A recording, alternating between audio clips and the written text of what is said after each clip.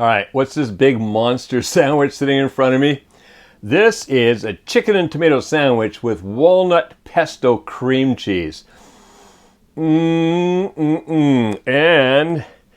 yeah, I will be cutting this in half for dinner tonight. It's like, wow, how do you get into this thing? But it is huge. It is delicious. That walnut pesto cream cheese. Let's just have a little bit of that right there. Look at that.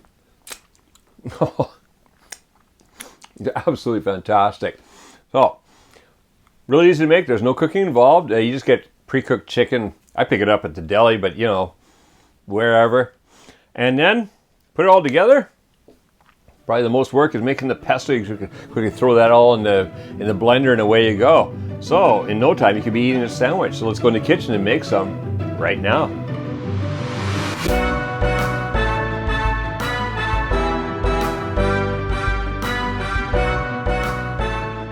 All right, so here we've got all the ingredients for our sandwich, and it's pretty easy to make. Probably the hardest part is we've got to make a pesto.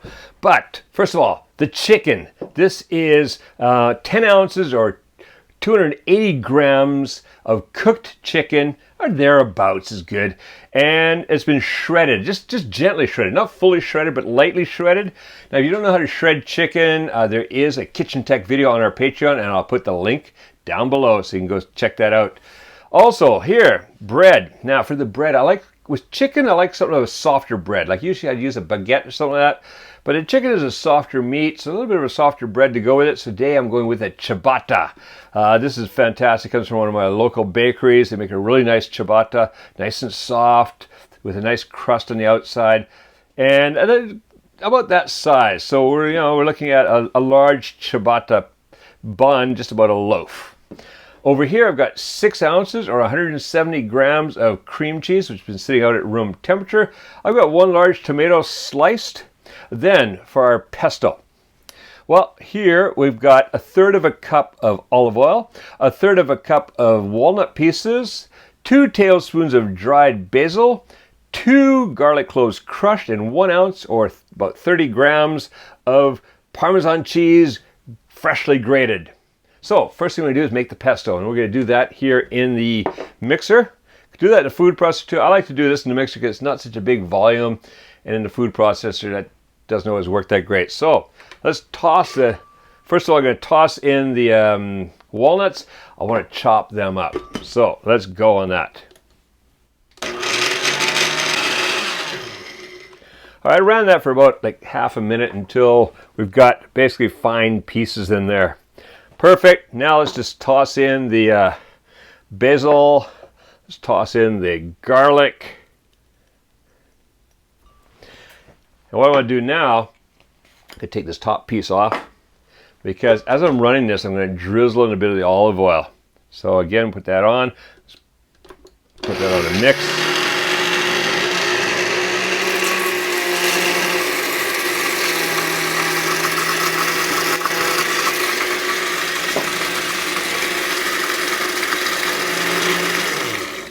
Okay, now it's going to need a little help, so I'm just going to go in there, mix it around a little bit.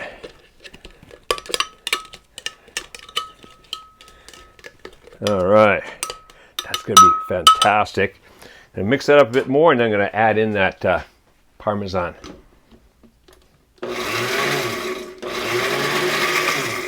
All right, let's get the Parmesan in there. Dump it in, let's go.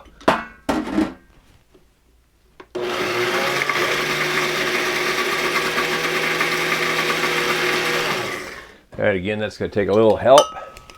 You just have to do this a few times. Just kind of go in there, mix around, pulse it a bit, mix around a bit more, and then you'll be done.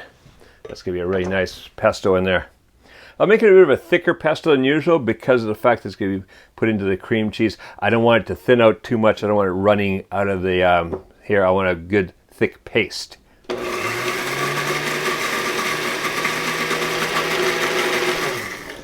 All right, so basically, well, it's pretty well mixed. It's probably going to take a little bit more mixing, but guess what? We're going to be mixing it in here anyway. So let's get you back in there.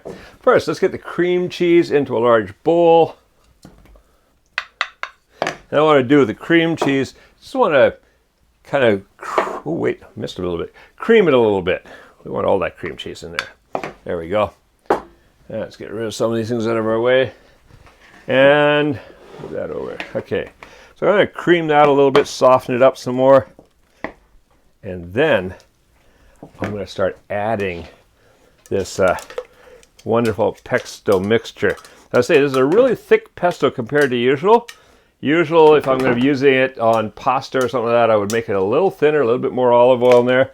But I want to keep this a little bit thicker this time because I don't want it running out of my sandwich.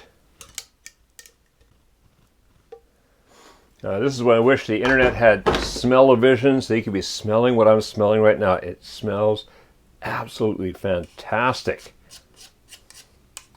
All right, so now what I'm going to do is I'm going to cream the pesto into the cream cheese.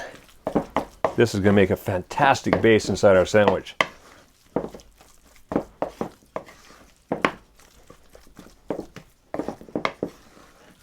Look at that. That's just absolutely enough spread. You see why we don't want the pesto to be as runny as usual?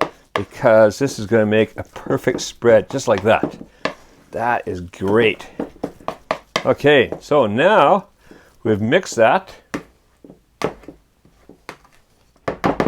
And what I want to do now, spread it on the ciabatta. Okay, so you're off to one side. Let's get this out of the way right now and bring the ciabatta in here. All right, so what I'm going to do with the ciabatta is just going to spread this on thick. This goes everywhere. Look at that. Oh, that's going to be so good. And I'll put it on the top too. Be super generous with this. Just pile it on there.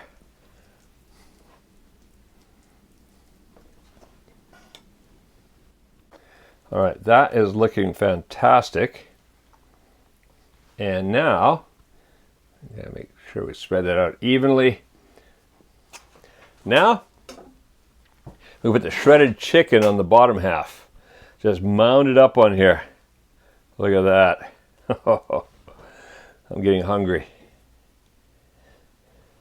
This is dinner tonight. Might even be some leftover for lunch tomorrow. All right, put that off to the side. Let's get the tomatoes on top. Look at that.